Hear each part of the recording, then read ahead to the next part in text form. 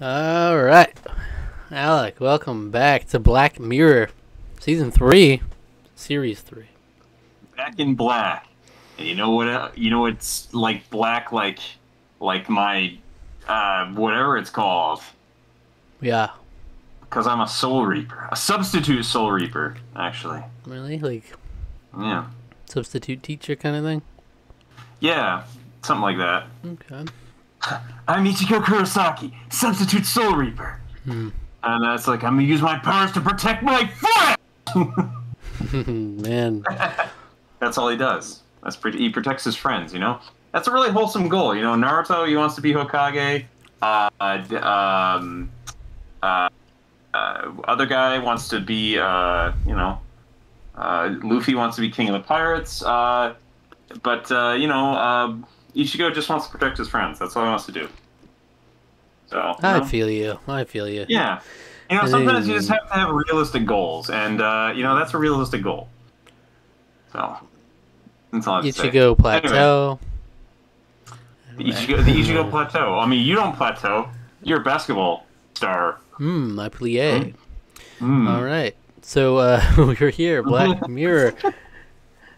Black Mirror. All right. Previously, we went with Bryce Dallas Howard on a journey into a cursed world of ratings and nightmare. It is a nightmare world. Yeah. But it was a fun one. It was fun one. Now this time around we're watching Playtests, and if you're new, I have seen all the episodes of Black Mirror and Alec has not taken them through them, but we're gonna have a nice, always get some fun discussion out of it. And, yeah. In honor of October, it just kind of lined up that way, but that works out. This will be a good one for October. All right. That's good. Yeah. Well, I mean, it seems like it will in general. Just Black Mirror fits. So, yeah. And all Here we right, go. if you want to go to our playlist, you can see all the Black Mirror reactions we've done so far. We've done every episode up till now, and yeah. Yeah. So click the link in the description for our reaction, and come back afterwards for the discussion. Yeah. All right.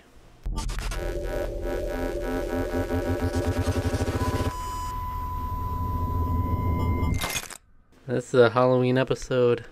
If I've ever, yeah, you can say that again. Oh, right.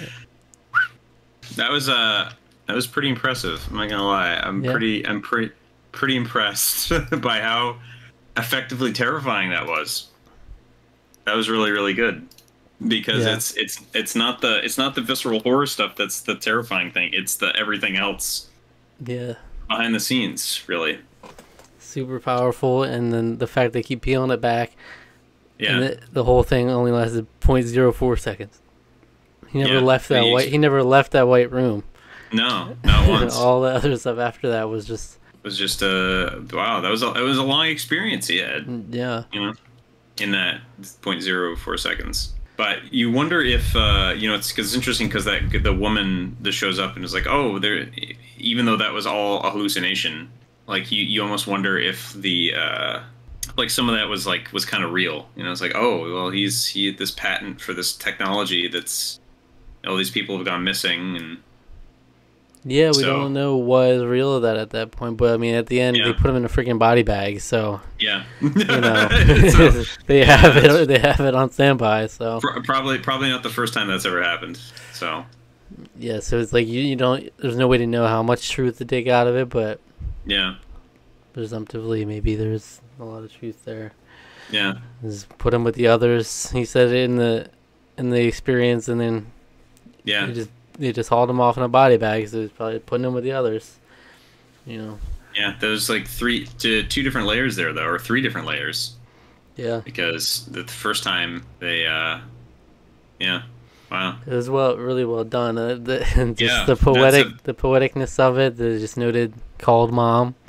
Yeah. And that's the one thing he didn't do the whole time. Yeah. And the freaking him not calling mom is ultimately what killed him. Yeah.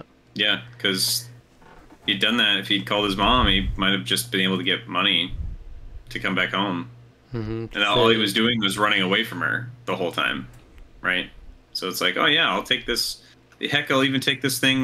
Maybe I'll do something for you, for this girl. And it's like, oh, okay. And then like basically implying like, oh yeah, well maybe do that. And then it's almost like he's willing to just start up a new life in Britain at this point. Like, yeah, he needs the money to get the plane ticket back home, but it's also like being like, yeah, I'll do you a favor and maybe get you a news story and all this sort of thing. So, yeah. So, all right, let's unpack here. I mean, I just think from a purely like game design standpoint, I thought it was cool. Also, just I mean, obviously the idea of having a horror game that literally functions and adapts to what your fears are and will change to scare you more. That's a crazy thought. As a high concept, that seems like a really interesting and unique idea. But I think like the more you think about that, the worse of an idea that gets, because like heck, even as we see in the episode itself, your brain can do some amazing things to scare you. Like you can kind of scare yourself sometimes by imagining things. Yeah. So like that concept is just like that in and of itself is a terrifying idea, because it's like you can go to some like unbelievably dark places, especially if you've been desensitized to some basic stuff that would make you scared. You could go to some unbelievably dark places that who would ever want to experience any of that? Right? So, and it's like it's impossible to ever trust that whatever the game is will have enough restrictions on it that it won't get you to this point. But right, because especially because horror games can approach some pretty messed up subjects from time, even like horror games that they develop today. But like there's still even with a VR headset, there's still an element of you not being like part of the actual experience, feeling actually in danger. Yeah, you never actually feel like you're in danger, and also you're not injecting something into your body that connects to your brain or put the thing over your head that literally takes advantage of your own mind. Yeah, it's hacking your brain. Talk about that and stuff all the time, but yeah, that is legitimately hacking your brain. And so obviously you're getting to dicey territory every time you go there. Yeah. But yeah, as a game design perspective, it's like, oh, that'd be cool. Yeah, to an extent. It is definitely a cool idea. But yeah, I knew as soon as it was going to turn to stuff with like, maybe if it was just like a VR headset that you could just pull off at any moment, maybe. Yeah. But it's like you're subjecting yourself to literally, it's preying on like Alzheimer's and like like that's some of the most. I mean, you talk about like people. That's some of the most horrifying stuff people talk about. Like that is like what people legitimately say. Like their greatest fear in life is not being able to rely on your memory, or losing the people that you love slowly while you're alive. It's like horrible, that. Yeah. It is horrible. It's a horrible fate. And so I mean, in terms of execution, like they obviously achieved escalating the horror perfectly, like from actually normal horror tropes, spider things around the corner, but then a little misdirect, it analyzed some of his personal history to pull this person from the high school. Yeah. And then like slowly it just ramps up, and then like when the communication cuts out with the earpiece. Yeah. And then it's all preying on it does escalate very very appropriately. And the thing that's I think is the most effective about the episode is that what you think is a de-escalation is yet another escalation. Mm-hmm. Like it puts you in that false sense of security that the episode's ending, but it's like no, it's just only about to get the most horrifying thing yet. Mm-hmm. So and it kind of like what's the word? It makes you lower your guard, and that like they have him as this joking guy who's not taking anything seriously. Yeah. Yeah. And they show that from the beginning. Mm-hmm. There's a little bit of, you could just get a little bit in the beginning where he meets Sonya and where you saw that he was traveling the world and everything. Yeah. But then as soon as he steps into that white room, I mean, that technology that they show in the white room with the freaking whack-a-mole, that's cool. Yeah, that's neat. That's a neat little thing. Yeah. And that's kind of the way VR is now, I would say. To the... It's like AR mixed with VR. Yeah. It's like in your environment. But it's literally like...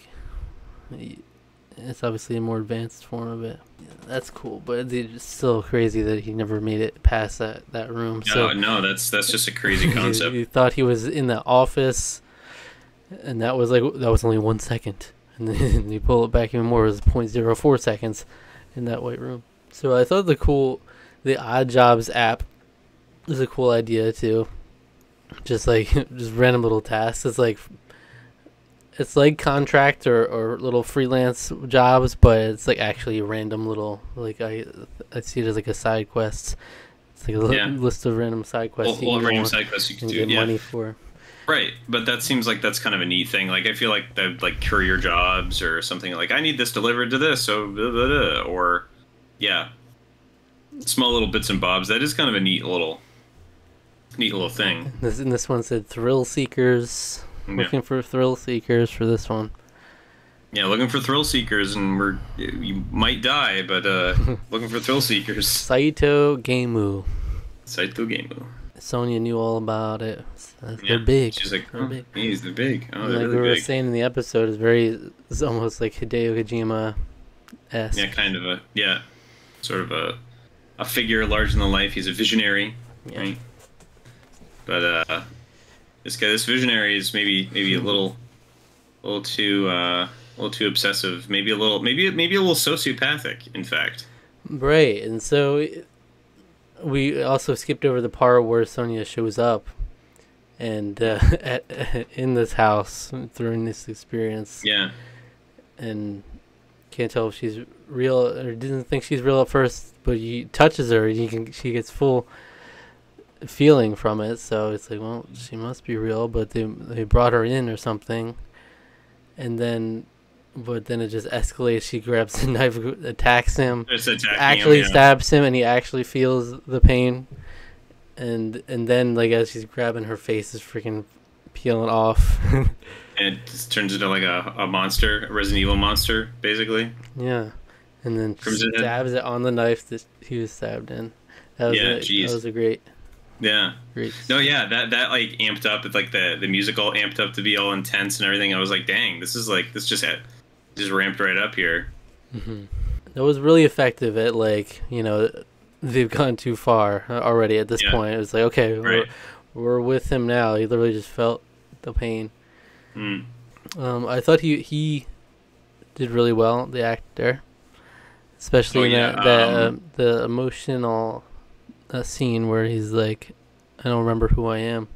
That's a really powerful scene too. Yeah, we just saw his name at the end of the credits, and I was like, oh yeah, it's Wyatt Russell, something like that. Something like that. He's great. Yeah, no, I think he was great in this. He was absolutely really good, especially because he was like doing really good at like the devil may care kind of, like, doesn't. But he played like he's full. He's got a full range of emotions in this, like totally full. Yeah, even where he's getting like really angry and pissed off, like get me out, get me out, get me out. And then like when he's like to the point where he's like desperately begging to get out, but he's still pissed off when he's like forgetting who he is and what's going on. Yeah. And then the point where he's just like completely gone. Like he's like, I have no idea who I am. Who are you? What are you doing? Yeah, no, the whole range.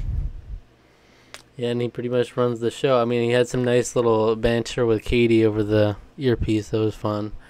But other than that, it's really all on him to drive it home. Yeah, these is interesting because these have been very like singular actor focused, which I guess really a lot of Black Mirror has kind of been that way. Come to think of it, Hmm. a lot of it has But I been mean, I think this is even more so, because like yeah, there's main focus on one person's story in particular usually, but this one it's like he's literally isolated in this experience, and we're just watching him go through it. right. Yeah, he's isolated for a long time. I mean, they do. They also play on the "Would you kindly open the door?" And I was like, okay, they knew. They had to know. Yeah, I mean, they that's really fun. That they do that. The subtle game references. But yeah, ultimately, just one of the most effective, scary episodes of anything I've like ever seen. Yeah. It was really good. Like really good. Like I'm gonna remember that for a long time. I want to call my mom, but it's like 10:40. This is one of those things where it does make you want to actually call your mom at the end of it, for sure. Yeah, well, at least answer when she calls next time, huh? And answer when she calls. Yeah, That's yeah, all he needed to do. Really, he didn't even need to call; just answer one of those yeah. times. That was wild. Yeah, excellent episodes. So where do you Phenomenal. put it in the rankings? This is like above White Christmas for Very me. top? I think this is just. I think feeling right now. This might cool because we are at the right around that. But it's like, yeah, I think so. I think so for me. Like this episode was. I wasn't sure exactly where it was going. At maybe the first 20 minutes or so. It's a slow burn, but like that's sort of the point because they have to build up all that information. It was really, yeah, I felt it was a for little it to slow in the be- beginning. But for it to be as effective as it was at the end, it had to have that. So that's a fantastic piece of writing.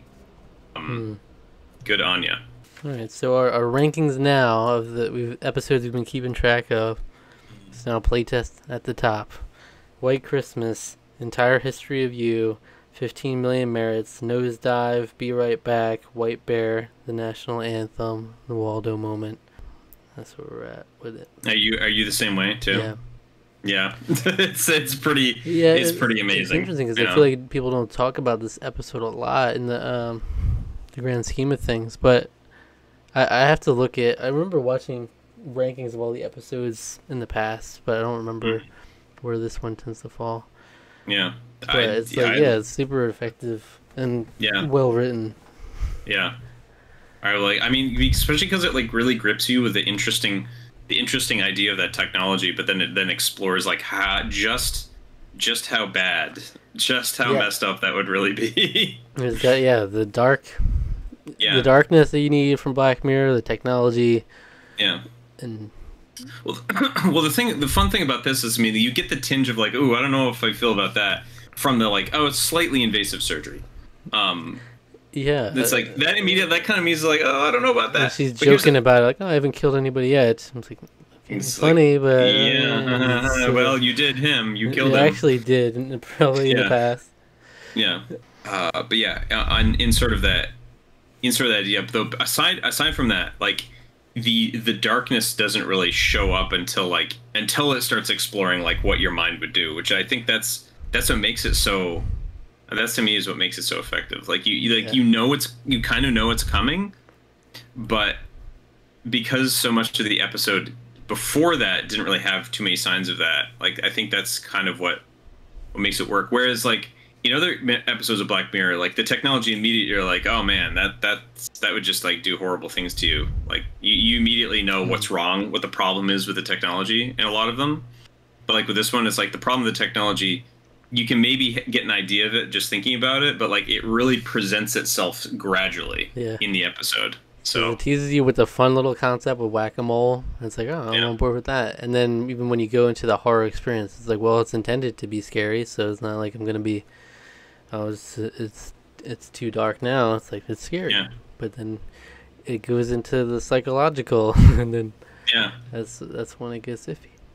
Yeah, that's really cool because we're right there with him. He's like thinking the same thing. You know, they lowered his guard by doing this fun little whack-a-mole, and then it was so freaking real. He flew home.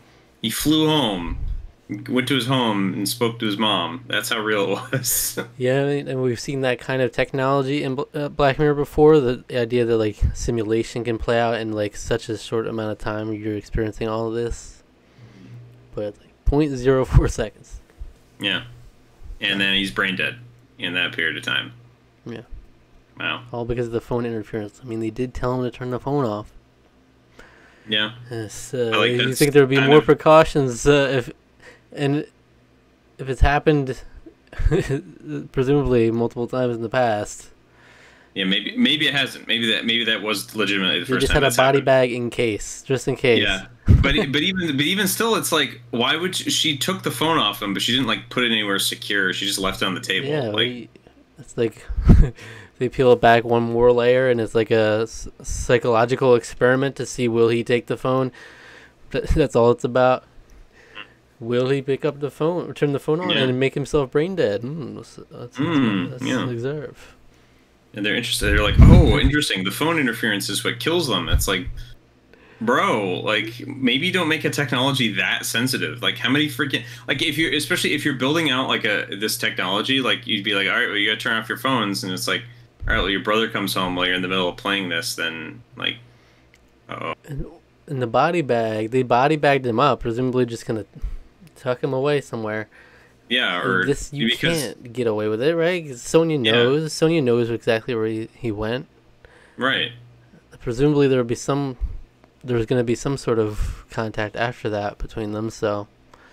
Yeah, because she's going to be he did text her the technology. That was the thing he did. He like took a picture and he texted it to her. Did he get sent to her? Stuff? Yeah. So So. You would hope that they were held responsible in the long run, but again it's we don't really know the world at large in this. Yeah, so we don't know seems like a pretty similar world to the one we're in now. Yeah, he was using a freaking a regular PIN number, or a regular credit card. So. But yeah, that was really great. Full marks to that one. That's gonna, I'm gonna play some video games after that. Like some nice sit down video games. I'm gonna play Animal Crossing. And I'm gonna, yeah. That was perfect that it lined up for October here. Yeah, totally. Oh man. The horror experience. Yeah, that'll keep you up at night. Mm-hmm. So. The other ones this month are like they're dark in some ways, but definitely not as perfect as this one for the theme. Yeah, that's pretty great. All right, wow. Yeah, thank you for watching. What video would you recommend our viewers watch after this? Go check out our review of Entire History of You, the other Black Mirror episode. The reaction? Yeah. Reaction of that, yeah. Go check it out. Excellent episode, and it's almost it's very tame in comparison. Yeah. In comparison, it's very Everything tame. is tame to this now. Yeah. Because you got to think about like death in Black Mirror too, right? Like this guy actually died. Yeah. How many other times did we get that? Nosedive, she's in jail. Entire History of You. It's a breakup. It's a breakup story, basically. Yeah. 15 Million Merits. It's just like they end up in it's just a dark.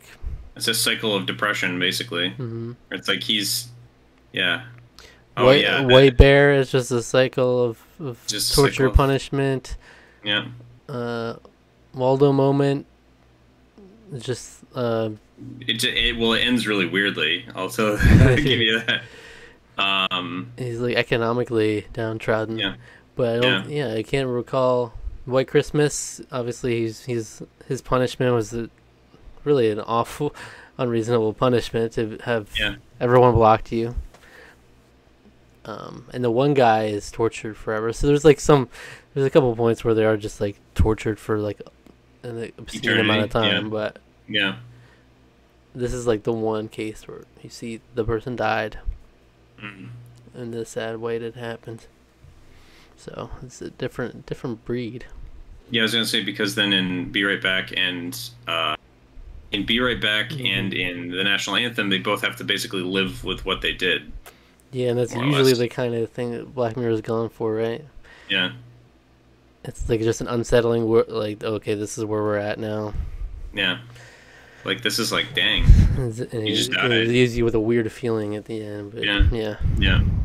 Okay. Subscribe to the Good channel. stuff. Like the video. Great show. Leave a comment. Hit the notification bell. Click the link in the description for our social media. All right. Come back next week for another episode of Black Mirror. All right. Call your mom. Call your mom, guys.